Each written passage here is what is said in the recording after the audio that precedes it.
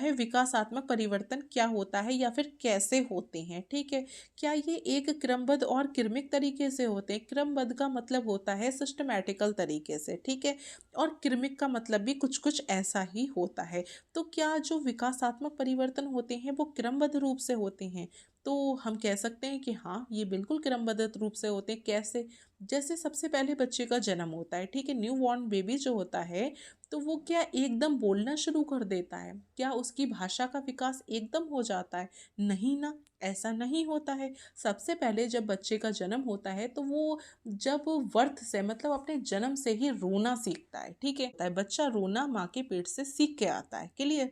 तो बच्चे का एक क्रम ये हो गया। फिर क्या होता है, वो धीरे धीरे लोगों को सुनना शुरू करता है, ठीक है, और फिर जैसे जैसे उसकी मुंह का विकास होता है, जैसे जैसे उसकी मुंह की मांसपेशियों का विकास होता है, में बैबलिंग करना शुरू करता है, फिर वो वन वर्ड बोलना शुरू करता है, फिर वो सेंटेंसेस को बोलना शुरू करता है। फिर इस तरह से धीरे धीरे उसकी सारी चीज़ों का क्या होता है, क्रमबद्ध तरीके से, क्रमिक तरीके से विकास होना स्टार्ट हो जाता है। देखो, कोई भी विकास जो होता है वो क्रमबद्ध तरीके से होता है।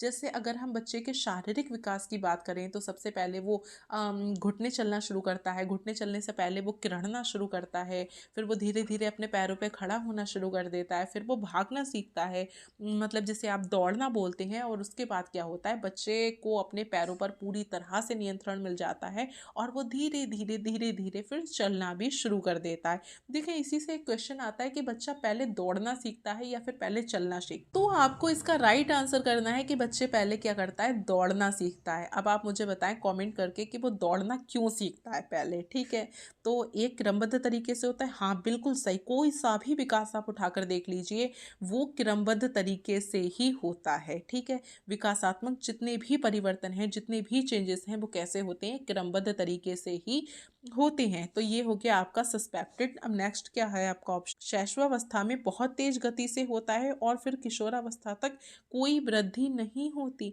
देखो, ये बात तो हो गई गलत। क्यों?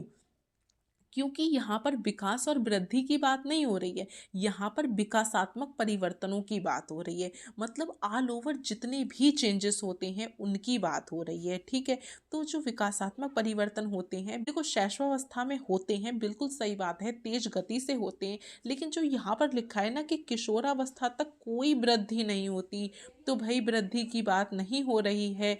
फर्स्ट थिंग कि किशोरावस्था में भी वृद्धि होती है, लेकिन यहाँ पर विकासात्मक परिवर्तनों की बात हो रही है। विकासात्मक जो परिवर्तन होते हैं वो जीवन पर्यंत चलते रहते हैं, ना कि किशोरावस्था में जाकर स्टॉप हो जाते हैं। इसलिए ये हो गया आपका गलत। ठीक है, सी ऑप्शन है, हमेशा रेखीय तरीके से होते हैं, चक्रीय ढंग से नहीं होते। देखिए, रेखीय तरीके से भी होते हैं और चक्रीय तरीके से भी होते हैं, इसलिए ये भी क्या हो गया आपका गलत हो गया। किशोरावस्था तक आगे की ओर होते हैं और फिर पीछे की ओर होते हैं। अच्छा, आप मुझे ये बताइए, ऐसा कैसे पॉसिबल है कि कोई बच्चा जो है वो किशोरावस्था तक बहुत अच्छे से अपना विकास कर रहा है, बहुत अच्छे से अपना डेवलपमेंट कर रहा है, और उसके बाद में क्या हो रहा है कि उसने जितना भी विकास करा है उन सबको वो भूल जा रहा है। मतलब उस सारा विकास जो हो रहा है उसका वापिस हो जा रहा है। जैसे मूवीज़ आप देखते हैं ना, तो आप बहुत क्या कर रहे हैं, आपने बहुत पूरी मूवी देख ली, लमसम 60% देख ली, ठीक है, और फिर क्या कर रहे हैं, आपने उस मूवी को उल्टा रिवाइंड कर लिया। तो ऐसा थोड़ी ना पॉसिबल है। तो ये भी क्या हो गया, गलत हो गया। ए जो है वो इसका राइट आंसर है कि विकासात्मक परिवर्तन जो होते हैं वो क्रमबद्ध तरीके से होते हैं और क्रमिक तरीके से होते हैं। क्लियर?